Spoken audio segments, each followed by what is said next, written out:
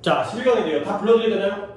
11강에 어디냐면 체키라웃에 찾아보시고요. 뭐 페이지가 우리가 상관없긴 하지만 48페이지로 되어 있는 부분인데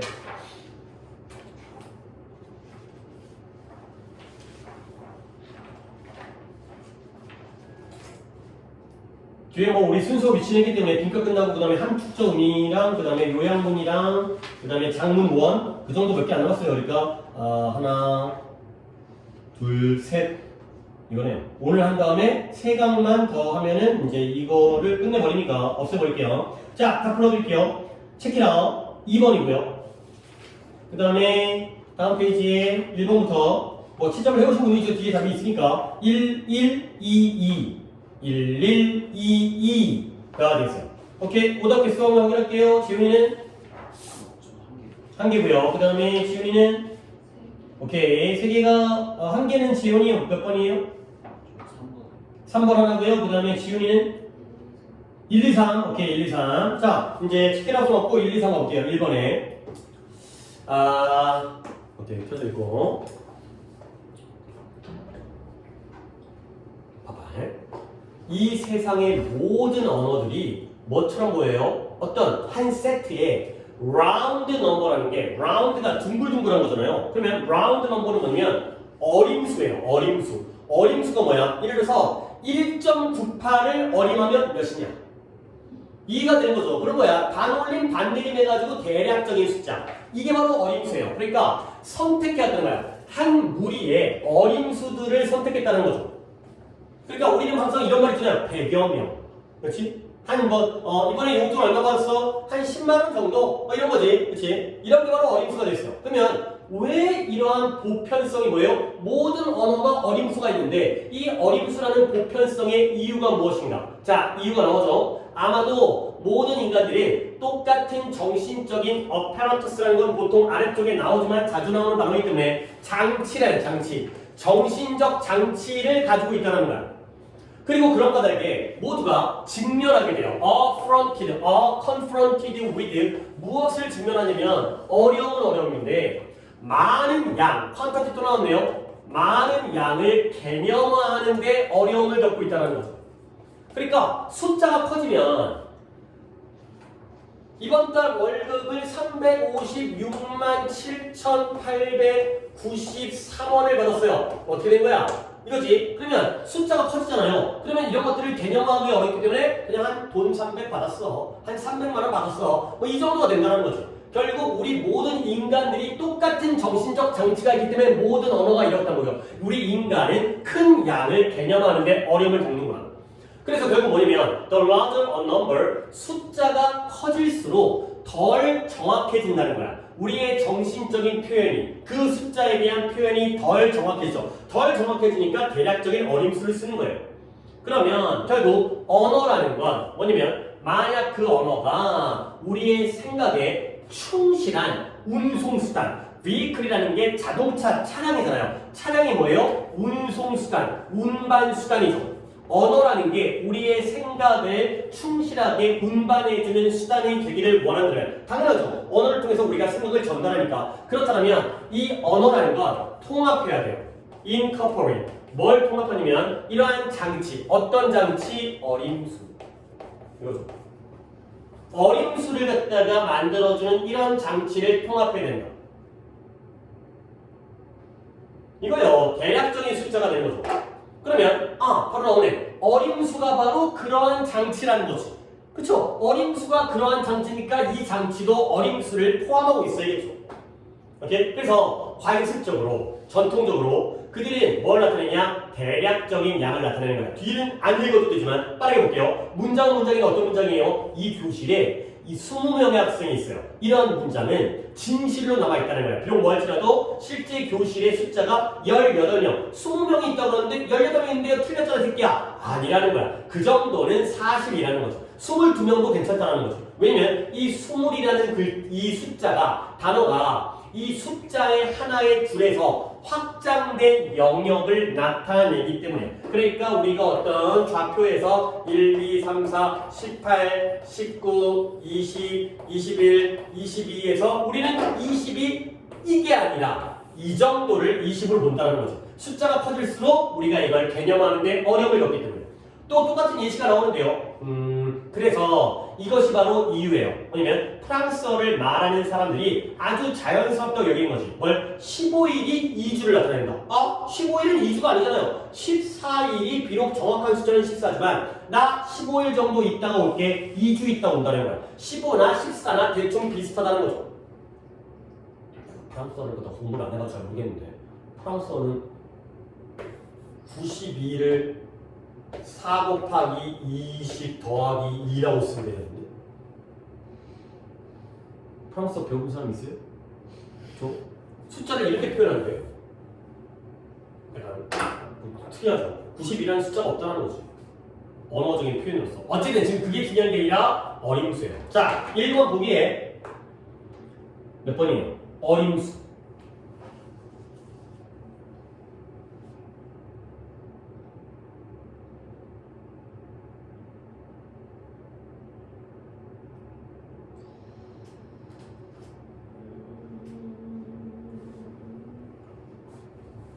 어림수라는 건 정확한 숫자가 아니라 대략적인 숫자를 나타내는 거잖아요. 왜냐면 개념하기 어려우니까. 그리고 uncertainty가 되는 거죠. 불확실성. 증가하는 불확실성. 너의 오답은 5번에 개념을 전달하는데 어떤 의미냐? 특정한 문화의 구체적인 특정한 문화. 봐봐요. 모든 언어, 보편성이죠. 특정 문화에만 해당되는 게 아니라 모든 문화, 모든 인간. 이거였죠? 그렇죠? 그러니까 particular가 오답이에요. 그러니까 이런 것들을 갖다가 잡아낼 수 있으면 좋아. 그러니까 이 글이 어떤 글이면은 보기에서 지워낼 수가 있잖아요. 그렇죠? 5번을 지워내야죠. 그 다음에 2번 또 이것도 뭐 그게 막 되게 봐봐.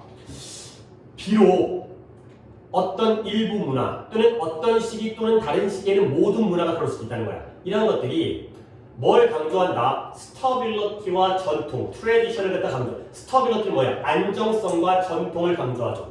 오버 체인지. 이 오버의 느낌을 알라고 했어요. 이 오버는 이 느낌이죠. 오케이? 이거 위에다가 이걸 강조하니까 결과적으로 변화보다는 안정성과 전통을 강조할지라도 끝났어요. 빈칸에는 A가 나와야 돼요? B가 나와야 돼요? B가 나와야죠. 이거야. 변화가 나오는 거야.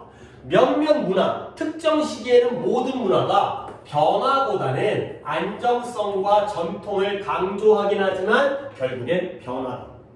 이거잖아.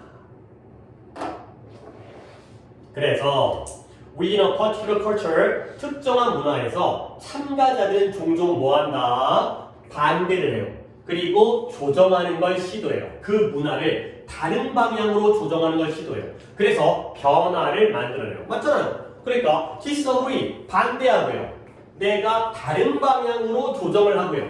결과적으로 변화를 만들어낸다는 거지. 그래서 즉 어떠한 완벽하게 유니폼 단일하고 획일하고요. 유니폼 교복처럼. 그리고 안정적인 문화는 존재할 수가 없다는 거야. 단일할 수도 없고 안정적일 수도 없다는 거죠. 그렇죠? 변화예요. disagree 변화고요. different 변화예요. 유니폼 스테이블은 전통과 안정성이죠. 그래서 비록 또 뭐 할지라도 몇몇 문화가 그들 자신을 외부 세계로부터 고립시키는 걸 시도할지라도 결과적으로 변화를 만들어낸다는 거죠. 모든 문화는 어떻게 돼? 다양한 정도로 공개된 시스템을 가지고 있다는 거죠. 나 스스로 갖다가 고립시킬지라도 결국은 개방되어져 있다는 거예요. 열려 있다는 거죠. 열려 있으면 어떻게 될까? 불가피하게 이러한 다양한 문화의 요소들을 갖다가 공유하고 섞겠죠. 공유하고 섞으니까 어떻게 될까요? 변화하겠죠. 그래서 이러한 직접적인 그러한 앰비언트가 아래쪽에 그죠? 주변에 이러한 주변의 환경인데요. 이런 모든 인간의 문화가 위치되어져 있는 주변의 환경이 다양한 외적 요소를 포함해요. 다양해요. 근데 그 예시가 기후의 변화라든가 아니면 이주민들의 침략이라든가 이주민의 물결, 변화가 일어난다는 거죠. 결국 도전과 스트레스와 플럭추에이션, 이런 변동과 유동, 이것도 변화죠. 플럭추에이션, 변동, 유동. 결국 문화를 갖다가 적응적인 변화로 밀어붙이죠. 변화한다는 거예요. 자, 그래서 이제 끝까지 좀 변화인지 한번 확인할게. The time is 시간이 영원한. 그 다음에 순수한 문화라는 거. 영원하고요, 순수한 문화. 변하지 않는 거지. 이런 건 하나의 통념이야. 잘못된 생각이고요. 비현실적인 열망이죠. 미래에 대한 비전이고요. 그러니까 역시 이런 건 있을 수가 없구나. 항상 순수하고 영원한 문화라는 건 존재하지 않는다는 거예요. 그래서 마지막까지 심지어 그러한 보수적이고 전통주의자들에게조차도 보수주의자라든가 전통주의자의 문화에서조차도 우리는 보세요. 우리는 in contemporary times 우리는 여기에서 뭐 이런 거 오늘 한 적이 있는 거기 때문에 얘기를 합니다. 우리는 뭘 보냐면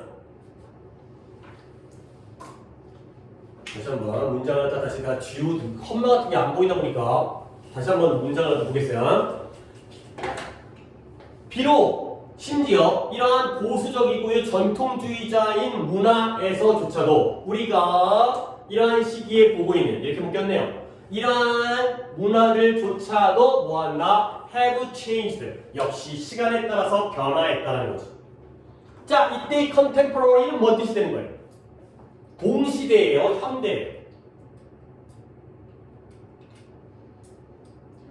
현대죠. 다른 어떤 시간의 기준이 안 나왔잖아요. 오늘날 우리가 보는 오늘날에도 아직까지 보수적이고 전통주의적인 문화가 있어요. 전통을 지키려는 문화가 있지만 걔네들조차도 바뀌었다는 거죠. 근데 뭘 바뀌었냐면 결과적으로 종교적인 근본주의 이러한 이상적인 과거에다가 앵커 기준을 두려고 하는 앵커라는 게 답이었죠. 답 기준을 두려고 하는 그러한 종교적인 근본주의조차도 현대적인 창작물이야. 변화하는 형태가 변하는 역사와 함께 현대적인 창작물이다. 종교적인 근본주의도 오늘날 만들어진 것이다. 그러니까 결과적으로 체인지가 들어가면 되겠어요. 그러면 답에서 체인지를 찾으면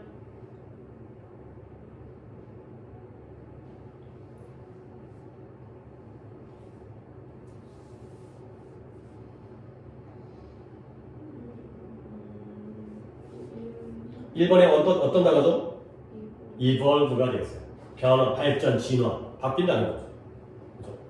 그렇게 보시면 되는 문제들이에요. 자, 3번이 조금 까다로워서 두 명이 틀린 것 같은데 글도 좀 길고 그 다음에 약간 뭔 이 소리 저 소리 막 하고 있는 것 같아가지고 얘가 뭔 말을 하는지 갖다가 잡으셔야 돼요. 이제 그 역시 뭐 잡으려면 대조관계 아니겠어요?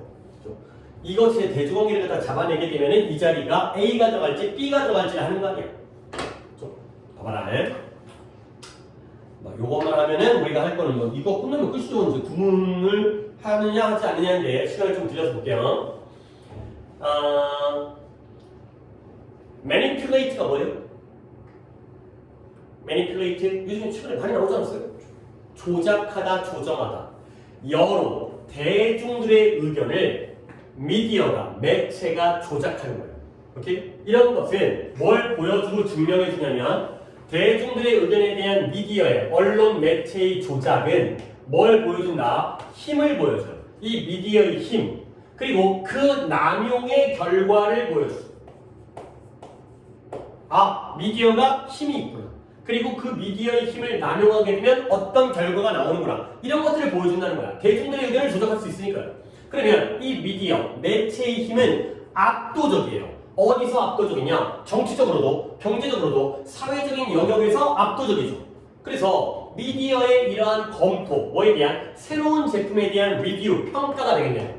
언론에서 새로운 제품에 대한 평가는 그것을 뭐 할 수 있다? 만들 수도 있고요, 부숴버릴 수도 있다는 거죠. 새로운 제품이 나왔는데 이 평가를 갖다가 잘하게 되면 그것을 make it, 성공시켜주기도 하고요. 그것을 깨버리고 망칠 수도 있다는 거예요. 미디어의 힘이죠. 그 다음에 얘가 또 어떤 역할을 한다? 리뷰에서의 plays, 이러한 그 다음에 and plays and film, 이러한 연극과 영화들이 이 미디어에 의해서 파괴되어지기도 하고요, 만들어지기도 한다는 거예요. 오케이? 여기까지가 뭐다? 미디어의 힘, 여론에 대한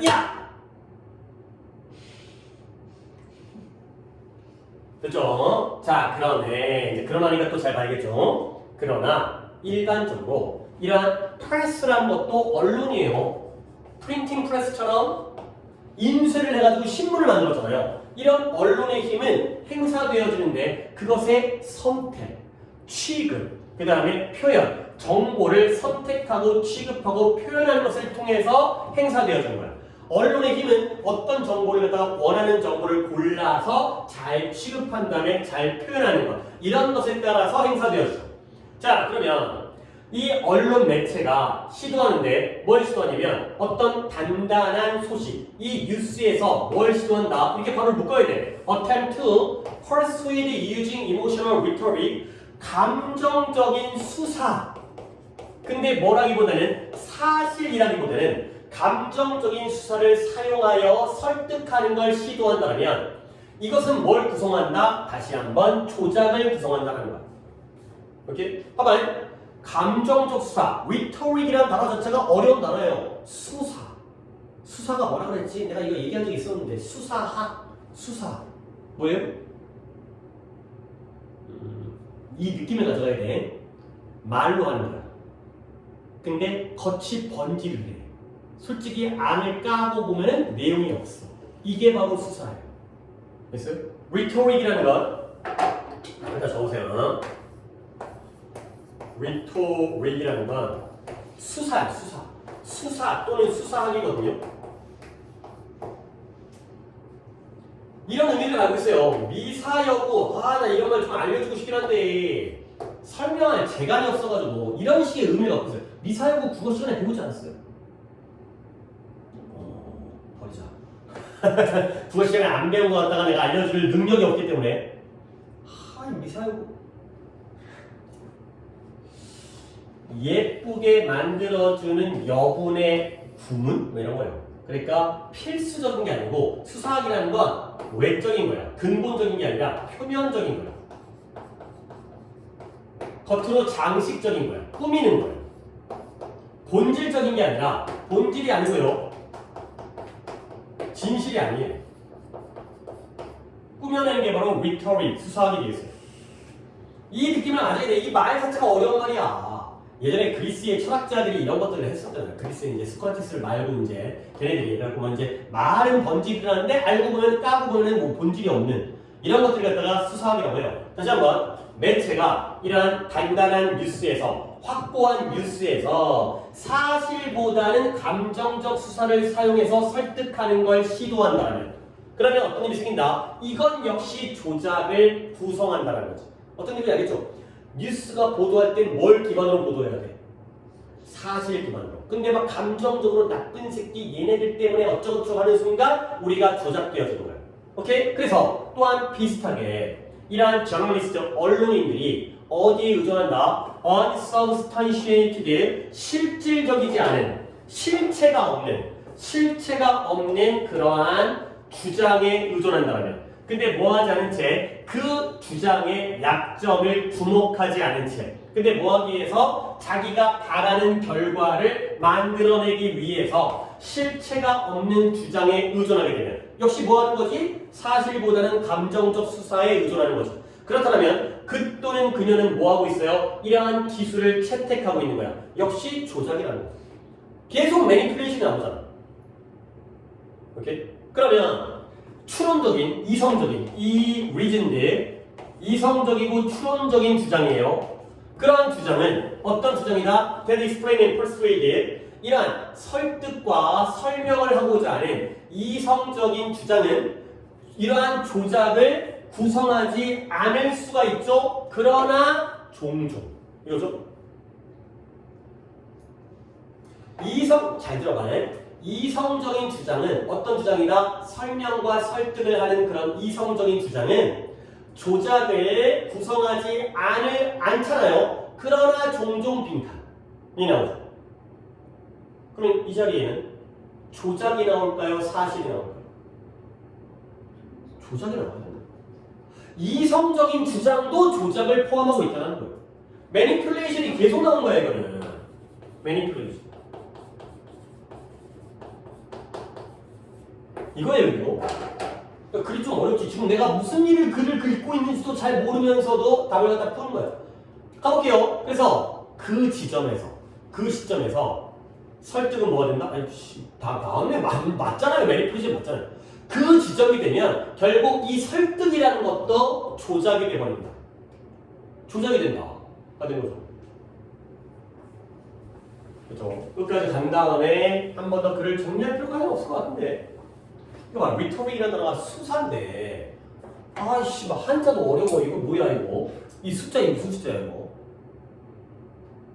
뭐 수련하다 할 때 숫자 아니야. 그 다음에 사 뭐야? 글 사자잖아. 사전할 때 사자잖아. 뭐 수련해서 많이 어려워 이게. 실체 없는 근거 없는 unsubstantiated.